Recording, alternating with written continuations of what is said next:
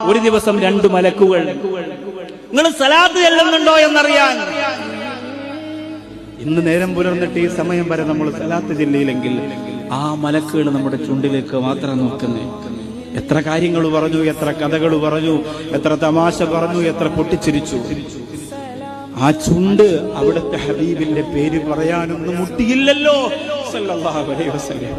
ആ മലക്കുകൾ അല്ലാഹുവിനോട് പറയും, പഠിച്ചോനെ, ഇന്ന് നിന്റെ അടിമക്ക് എന്തെല്ലാം പറയാൻ സമയമുണ്ടായി.